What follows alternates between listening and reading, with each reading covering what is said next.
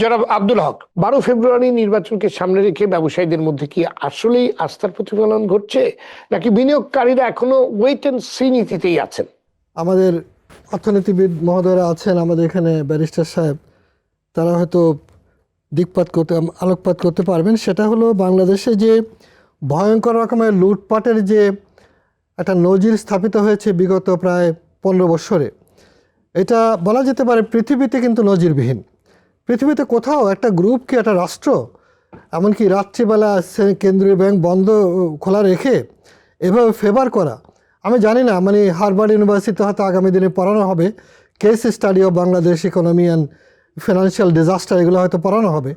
এবং আমি যেহেতু একটা কমিটিতে ছিলাম, আমি দেখেছি কি ভয়ঙ্কর রকমের দুর্বলতা এবং কীভাবে লুটপাটগুলো হয়েছে। এবং ডাউন দ্য লাইন শুধু যে টাকা গেছে তা না, টোটাল মানুষের মোরাল, ব্যাংকিং সেক্টরে যে ইন্টিগ্রিটি ছিল, অ্যাকাউন্টেবিলিটি ছিল, মোরাল ছিল, সবটাকে ক্রাশ করেছে। যার জন্য সবাই কিন্তু এই ইকোসিস্টেমে জড়িত হয়ে গেছে। এই জড়িত হওয়ার কারণে এটাকে টিকে আছে কেন, এই প্রশ্ন হয়তো আমি মনে করি যে অনেক বড় একটা প্রশ্ন। কেন আমরা টোটালি ব্যাংকরাপ্ট হলাম না? সেটা হয়তো বা 1.5 কোটি মানুষ বাইরে আছে, প্রতিদিন তারা টাকা পাঠায়, ওই কারণে। মানে এখন যেটা আমি আমার সম্মানিত আলোচকদের সাথে এটাই বলবো যে বাংলাদেশে ডেফিনেটলি একটা বড় রকমের সংস্কারে যেতে হবে।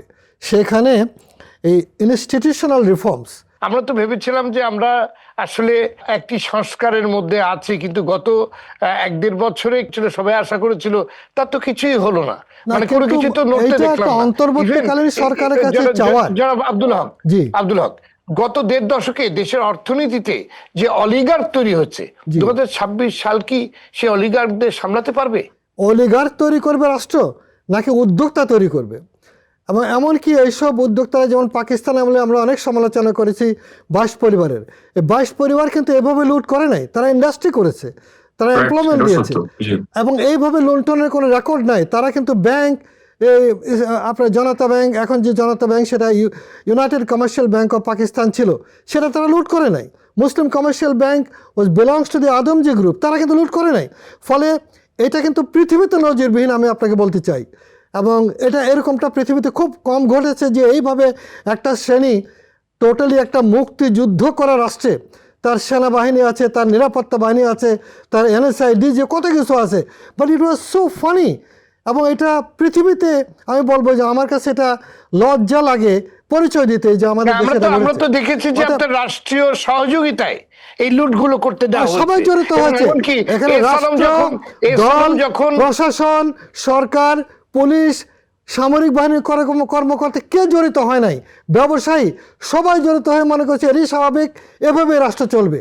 সেই জায়গা থেকে বের করে আনার যে শক্তি দরকার, অন্তর্বর্তীকালীন তো কোনো বিপ্লবী সরকার নয়, neither backed by any political power, তা তো পলিটিক্যাল পাওয়ারও নাই, সে অনেকটা NGO সরকার বলা যেতে পারে। আমি মনে করি না তারা ওই ডেলিভারি দিতে পারে যেটা আমরা আশা করছি। এইটা বরং যে কথাটা আমাদের ইকোনমিস্ট মহোদয় বলেছেন, একটা ম্যানিফেস্টেশন, আমার মনে ব্যারিস্টার সাহেব বলছেন, একটা সিরিয়াস ম্যানিফেস্টেশন দরকার, যেটা কার্ল মার্কস তার ওই যে ক্যাপিটাল প্রকাশ করেছিলেন, যেটা আমরা এখন ক্লাসিক হিসেবে পড়ি। এখন কিন্তু বাংলাদেশে একটা সিরিয়াস ম্যানিফেস্টেশন দরকার, যে কিভাবে তারা ফিনান্সিয়াল জায়গাটা করবে, কিভাবে তারা সম্পদের বন্টন করবে, আয়ের বন্টন করবে, কিভাবে $1 বাঁচাবে।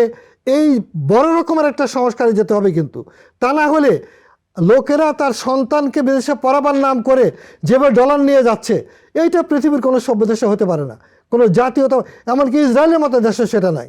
অতএব আফগানিস্তানে কী করেছে দেখেন, যাদের ছেলে মেয়ে বাইরে পড়ে সরকারি চাকরি থেকে বের করে দিয়েছে, বলছে তোমরা সরকারি চাকরি করতে পারবে না, ছেলের নামে করে পরে পুরো ফ্যামিলিকে বাইরে পাঠায়। এইভাবে কিন্তু আপনি যে একটা প্লট দিয়েছেন গুলশানে কোনো এক লোককে, হয়তো 10, 15, 20 লাখ টাকা দিয়ে, তিনি এটা 100 কোটি টাকা বিক্রি করে সবটা ডলার বানিয়ে নিয়ে যাচ্ছেন। আমি হাদির লাইনে বলবো, বাংলাদেশ কিন্তু একটা উত্থান দরকার। সে উত্থানটা দেওয়ার মতো একটা সরকার লাগবে। তা নাহলে কিন্তু বাংলাদেশে কোনো মতে আপনি আসল জায়গায় পৌঁছাতে পারবেন না। কারণ যেই স্বপ্ন মানুষের ছিল, নিচের তলার মানুষ কিন্তু মারা যাচ্ছে পুষ্টিহীনতায়, তার ক্রয় ক্ষমতা নাই, নিরাপত্তাহীনতায়, তার কাছে জীবন। উত্তরবঙ্গে বলা হচ্ছে জীবনের মানে কি, কিছুদিন পর আমি আত্মহত্যা করব, আত্মহত্যার হিড়িক বেড়ে যাবে। ফলে আমি মনে করি বাংলাদেশের জন্য 26 সাল বড় রকমের একটা ট্রানজিশন, বড় রকমের একটা উত্থান দরকার, যেখানে পলিটিক্যাল ফিলসফি দিতে হবে যে তারা কীরকম উদ্যোক্তা শ্রেণী চায়, তারা কি এরকম সব রাজনীতি করে ধনিক হবে, ব্যাংকের মালিক হবে, নাকি উদ্যোক্তা শ্রেণী থেকে কান্ট্রি প্যাট্রোনাইজ করবে to create wealth, to create employment and thereby surplus থেকে রেভিনিউ আসবে, ওরকম জায়গায় কিন্তু সিরিয়াসলি যেতে হবে।